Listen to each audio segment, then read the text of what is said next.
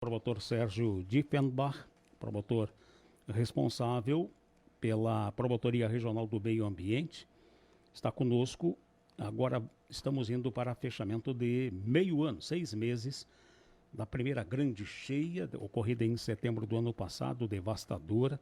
Dezembro veio outra, mas logo depois, setembro, nós conversávamos aqui com o promotor e se alinhavam uma série de propostas, de proposições, de especulações para tentar contornar os efeitos daquela tragédia que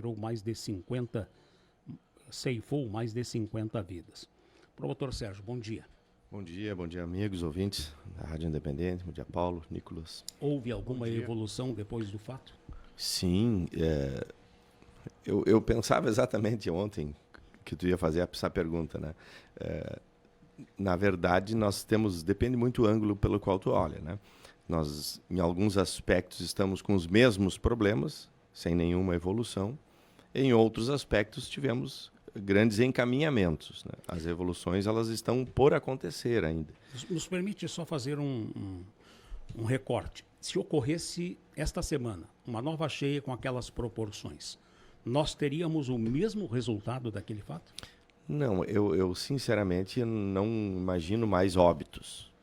Tá? Nós já aprendemos um tanto, nós, que eu quero dizer, sempre quando eu falar nós, é nossa comunidade, né? E a nossa comunidade ela é muito diferente. Então, o trato que Mussum dá e Cruzeiro do Sul dá para a situação são diferentes, até porque o Rio já chega diferente nisso aí. Mas nós, como comunidade, nós aprendemos algumas coisas sobre isso. Uma delas é como reagir aos alertas, é como darmos atenção aos avisos, é como aprimorarmos a análise dos avisos. Esse é um ponto essencial no momento da crise. Nós temos um fenômeno que acontece, um fenômeno natural, que não está sob o controle humano. Talvez tenha causas humanas decorrentes ali de mudanças climáticas, mas é um fenômeno natural que nós não temos controle, certo? Nós não decidimos quanto que vai chover. Vindo esse fenômeno, nós temos uma população humana que está embaixo do fenômeno. E é isso que causa o que se chama do desastre. É quando um fenômeno natural ocorre em cima de pessoas humanas. Então, o nosso trato com as pessoas é o que podemos mexer mais rapidamente, mais organizadamente. Como avisar, como alertar, como retirar, como acolher e como afastar. Isso, no mundo moderno, se chamam cidades resilientes. É uma cidade que ela tem uma adaptação a uma realidade, como se estivéssemos ao lado de um vulcão, por exemplo. Mas o sistema de alerta, o senhor acha que foi aprimorado? Porque os últimos alertas feitos pela Defesa Civil e pela Sala de Apoio ao Governo do Estado do Rio Grande do Sul foram de forma exagerada. Pois é muito boa a tua observação. Seria muito prematuro nós fazermos conclusões sobre isso, porque estamos ouvindo as pessoas, inclusive hoje à tarde nós temos audiência de oitiva de representantes da Defesa Civil, dos municípios, regional e estadual. Já tivemos audiência lá em Porto Alegre com a Defesa Civil. O sistema ele é muito fraco. O que é um sistema fraco? É um sistema em que ele mede, para ele medir, ele precisa uma série de informações. E essas informações são da quantidade de chuva, da vazão do rio, do volume de água. E esses medidores são fracos. Nós temos que ser bem sinceros. Né? São fracos, tecnologicamente fracos, humanamente fracos. São poucos, isso custa dinheiro, isso custa investimento.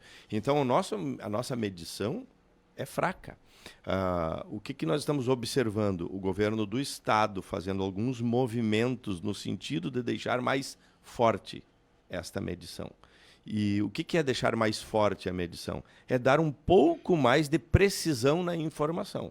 Ou seja, vai acontecer tanto, quantos metros acima, qual é a cota. O Estado lá do Rio Grande do Sul nunca vai conseguir chegar em cota. Essa tradução para cota vai ter que ser feita pela análise da Defesa Civil individual. Então, nós ainda estamos precários nesse sistema. Ainda estamos. O governo está comprando radares e refazendo contrato com a empresa que faz a leitura e observação na sala de observação. Então, os alertas, Paulo, e tu tocaste num ponto muito importante, os alertas eles saem a partir das informações que existem. Então, há uma chuva intensa que vai acontecer nesta região. Ponto. Uma chuva intensa que vai acontecer nessa região.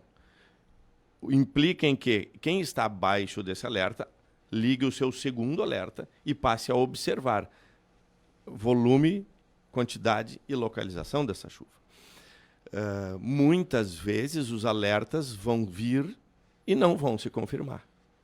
E isso acontece periodicamente. Vamos agora voltar lá para um país que em algumas coisas é exemplo, os Estados Unidos. Não raras vezes tem alerta de furacão. Todas as pessoas vão para baixo das suas casas, se trancam e ficam ali esperando. E o furacão não veio. Mas o alerta teve que ser dado. Então o alerta ele sempre vai ser preventivo e um pouco na frente do que pode acontecer. A expectativa que as pessoas tenham de que sejam avisadas com a exatidão de que isto vai acontecer e de que isto não vai acontecer é uma ilusão.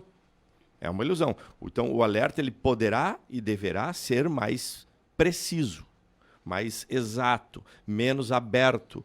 A maneira como ele está vindo hoje, ele deixa as pessoas com pouca confiança, pouca segurança. Então, este aprimoramento que já começa a acontecer.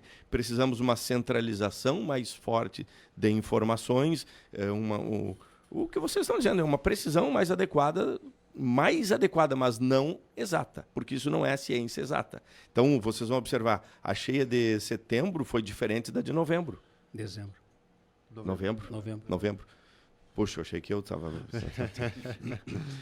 vocês concordam que foi diferente? Foi. Ela veio quase na mesma altura, mas veio com velocidades diferentes. Ela veio com um arraste diferente. E ela já trouxe sedimentos diferentes, porque ela pegou a terra diferente. Ela trouxe mais barro, trouxe mais lama, porque o rio estava já modificado. Mas a chuva ela não foi tanto nas cabeceiras lá de cima. Ela foi um pouco mais para baixo. Então, diminuiu o arraste da nossa bacia, que tem 600, 700 metros de altura, que causa um volume, uma pressão muito grande se a chuva dá lá em cima. Então, é uma sequência de análises que devem ser feitas, análise pluviométrica, análise de volume de água, o quanto que passou na barragem X, barragem Y. Isso é tarefa que o governo do Estado está por cumprir. Então, respondendo à tua pergunta, se repetir hoje o sistema, nós estaremos melhor? Sim, ao ponto de não termos mortes. Eu tenho muita expectativa de que isso não aconteça. Mas as destruições, mas o atingimento de casas, mas derrubada de barranco, mas queda de vegetação, mas prejuízo em indústrias, sim, isso vai continuar acontecendo. Na outra ponta, na execução das medidas quando feito o alerta por parte das comissões de defesa civil, qual é o conceito que se tem sobre esse trabalho de forma individual, municípios, e depois de forma coletiva regional ou até mesmo estadual, na qualificação de quem está envolvido?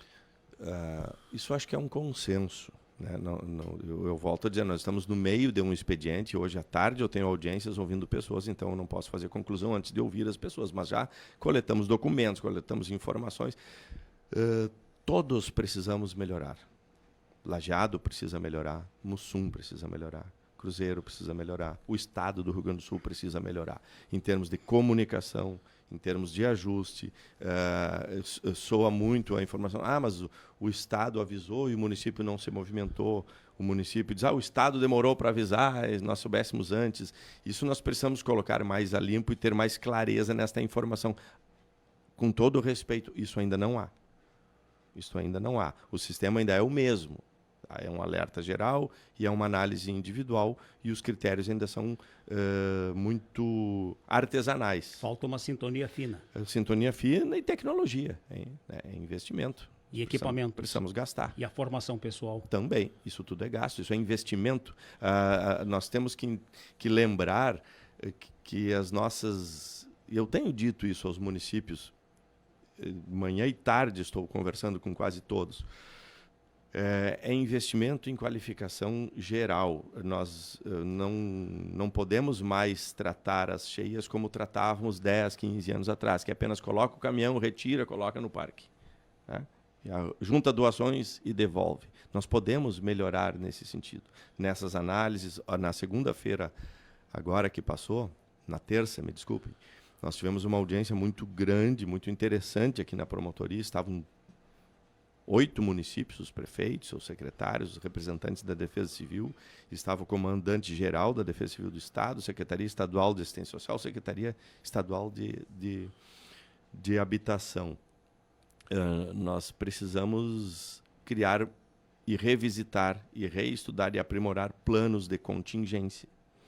Eu pergunto para você se é difícil nós termos um georreferenciamento dessas pessoas atingidas.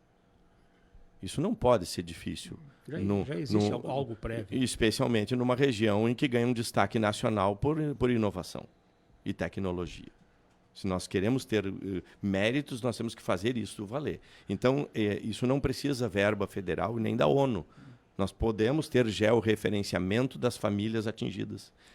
Cruzeiro tem um mapeamento por parte de engenheiros das áreas. E isso, respondendo à tua pergunta inicial, muitos municípios já começaram a fazer. E essa é a nossa meta final, de modo que as famílias já saibam antecipadamente que elas têm canais de comunicação. Por exemplo, se o alerta chegar na situação tal, a sua família vai se dirigir a este pavilhão. É o caminhão X que vai passar aqui. Os seus direitos serão esses. O senhor terá este kit. O seu lugar é esse. É o que Santa Catarina faz. Nós precisamos ter essa informação clara. Não precisa, no dia da cheia, nós termos que estar com o Facebook ligado para saber o que um gestor vai dizer. Porque essa informação já pode estar pronta. Os voluntários, falávamos sobre voluntários. Não podemos recrutar voluntários no dia. Eu resolvi ser voluntário, eu vou lá.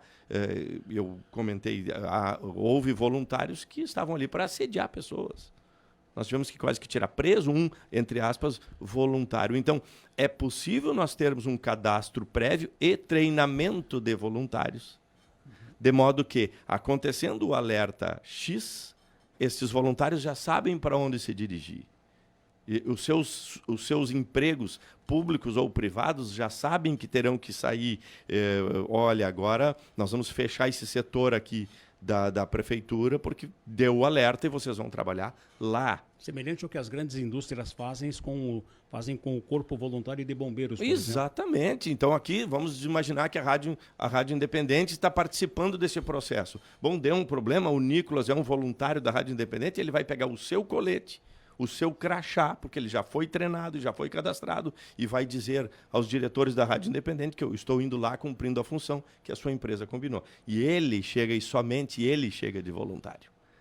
Mas eu quero vir a ser voluntário, ajudar. Legal, vamos passar pelo treinamento, vamos ver quem tu é, qual é a tua capacidade. Não pode um voluntário chegar lá para pregar a Bíblia, outro para pregar a política, outro para pregar, sabe, sei lá o quê, outro para fazer perguntas indiscretas, outro para tirar foto. É claro que o voluntário, ele tem um caráter muito positivo, mas precisa ser organizado. Exatamente, é só organizar. E o que eu tenho dito a nós todos? Isto não custa tanto dinheiro. Isso é organização, isso é planejamento. Então, tem o plano de contingência de cada município. O que é importante nós lembrarmos, e eu tenho dito isso, o fenômeno natural aconteceu e continuará acontecendo. E o desastre só vai acontecer se o fenômeno natural recair em cima de pessoas que não estão preparadas. Então, nossa missão primeira é, além de estudar o fenômeno natural, preparar as pessoas e os nossos territórios. Nesse sentido, me perdoe só o avanço no horário de vocês, um movimento necessário é o afastamento possível, vejam bem, o afastamento possível das pessoas em situação de maior risco. Nesse sentido, complementando ainda a pergunta inicial, a expectativa e efetiva, e que muito provavelmente vai se concretizar, da construção de 1.500 casas no Vale do Taquari, é uma obra que, se eu olhar a história, não sei se temos que conversar com o nosso historiador aqui de Lajeado, como é que é o seu Shirhold? Eu não sei se nós tivemos um investimento desta ordem do Vale do Taquari com esse impacto social e econômico. São 1.500 residências. Meus amigos, isso não se faz... Isso é a necessidade, né? Não que vão ser construídas. E isso vão ser construídas, muito provavelmente. As de Lajeado já estão aprovadas, as de Encantado estão aprovadas, agora meio-dia vai se anunciar as rurais, e depois entra Roca Salles, Mussum, Cruzeiro e Arroio do Meio, e esse número muito provavelmente vai chegar às 1.500 casas ou mais. o que nós temos que entender? Que 1.500 casas implica a remoção de 1.500 famílias. Isto não é remover pedra. Não é botar um caminhão, como nós fizemos as toneladas de resíduos, né? Olha, foram 120 mil toneladas de resíduos retirados. Mas o resíduo eu boto um caminhão e uma máquina e retiro o resíduo. E as implicações disso? Mesmo isso custou quase 30 milhões de reais. Agora, nós removermos 1.500 famílias para mais afastados em área de proteção, se conseguirmos isso, de modo que estas saídas dessas pessoas impliquem em manutenção de terrenos limpos, o que nós não podemos é retirar 1.500 famílias mais para cima e deixar 1.000 famílias na parte de baixo. Esse é o erro que nós não podemos cometer. E é o risco que acontece em vários municípios que já fizeram experiência parecida. A ausência do Estado. Tu cria um programa habitacional, sai metade da família, a outra metade fica. Então eu criei não é dois problemas, mas eu dupliquei situação habitacional mal resolvida. Então, são missões que nós temos, Paulo, Renato, Nicolas, assim, intensas e longas. Temos um complicador muito bonito, que vocês adoram. Estamos no ano eleitoral. Então, vocês imaginem que nós estaremos construindo estas casas, estaremos selecionando famílias, que é um ponto que está hoje em debate, quais são os critérios de seleção dessas famílias, selecionando famílias para esse afastamento. Onde é que o Ministério Público está entrando nisso? Nós estamos junto aos municípios, junto aos governos estadual e federal, buscando, não prometendo, mas buscando que se encaixote, que se defina logo quais famílias irão para qual lugar. Porque isso evita a disputa, o debate, a discussão, a suspeita, a desconfiança no período eleitoral. Sob pena de nós termos que suspender esse programa todo, que é interessante e é necessário para esperar uma eleição acontecer. Então, se isso se define antes, bom, deu injustiça aqui, deu erro ali, isso é um problema que vai se resolver pontualmente. Mas os critérios claros e as pessoas saberem o seu destino nos próximos 8 meses é fundamental. Obrigado, Sérgio, pela presença e pelas informações. Abraço, promotor Sérgio Diefenbach,